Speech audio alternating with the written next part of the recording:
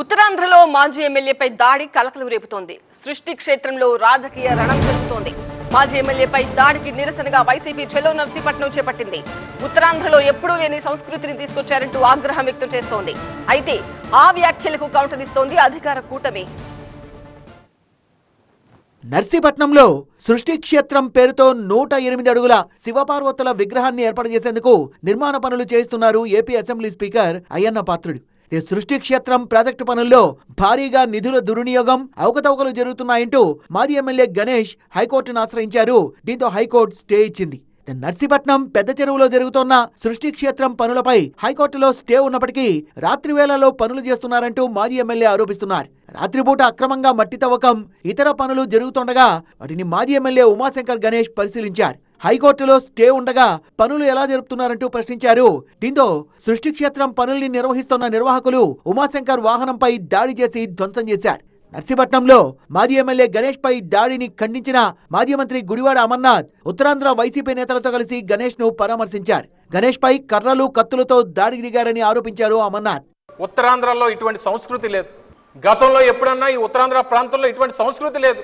మన దగ్గర ఎప్పుడు కూడా రాజకీయంగా ఆరోపణలు, ప్రత్యారోపణలు చేసుకోవడం అనేటువంటి సహజం. అది రాజకీయాల్లో సహజంగా ఉండాల్సినటువంటి విధానం. కానీ ఇలా మనుషుల్ని చంపేటువంటి పరిస్థితులు తీసుకొని వచ్చారంటే అసలు ఈ నాయకత్వాన్ని ఏమనాలో. ఉత్తరాంధ్రలో ఎప్పుడూ లేని సంస్కృతిని తీసుకొచ్చారంటూ ఫైర్ అవుతున్నారు వైసీపీ నేతలు. లోకేష్ ఉంటే నువ్వు ఆ పేరులో కేసు ఉంది కదా, కేసే పరమావధిగా రెడ్ బుక్ రాజ్యాంగం పెట్టడం, తద్వారా కేసులు బుక్ చేయడం. ఏంటిది? మీరేంటి? మాకు ఎప్పుడైనా మా ఉత్తరాంధ్రలో ఇలాంటి సంస్కృతి, ఇలాంటి కేసు నేచర్ కానీ ఇలాంటి కల్చర్ కానీ మాకు ఎప్పుడూ లేదే. గతంలో ఎంతోమంది తెలుగుదేశం వాళ్ళు కూడా గతంలో పరిపాలించారు, ఎప్పుడు ఇలాంటిది లేదు. దౌర్భాగ్యం ఇప్పుడే ఈ పరిస్థితి. గణేష్ పై దాడిని వదిలిపెట్టే ప్రసక్తే లేదని, నిందితులపై హత్యాయత్నం కేసు పెట్టాల్సిందని డిమాండ్ చేశారు. ఏదో చిన్న చిన్న కేసులు పెడితే ఊరుకునేటువంటి ప్రసక్తే లేదు. అటెంప్ట్ టు మర్డర్ కేసు 307 పెట్టాల్సిందే.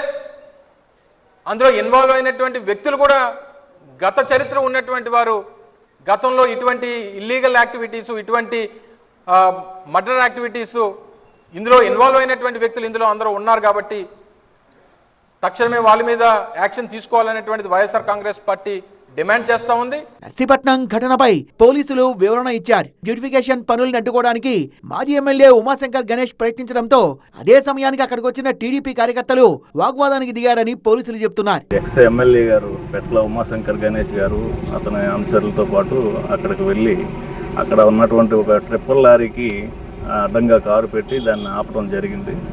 అదే సమయంలో విశాఖపట్నం నుంచి మీటింగ్ అటెండ్ అయ్యి తిరిగి వస్తున్నటువంటి కొంతమంది తెలుగుదేశం కార్యకర్తలు కూడా అక్కడికి దగ్గరలో ఉండడంతో ఆ విషయం తెలుసుకొని వారు కూడా ఆ ప్లేస్కి వెళ్ళడం, ఇద్దరి మధ్యలో వాగ్వివాదం జరిగి చిన్న సంఘర్షణకి తావతీసింది. దాంట్లో ఎవరో ఒక గుర్తు తెలియని వ్యక్తి ఎక్స్ ఎమ్మెల్యే గారి కారు అద్దాన్ని పగలగొట్టడం జరిగింది. సృష్టి క్షేత్రం దగ్గర రాజుకున్న ఈ వివాదానికి ఎక్కడ ఫుల్ స్టాప్ పడుతుందో చూడాలి మరి.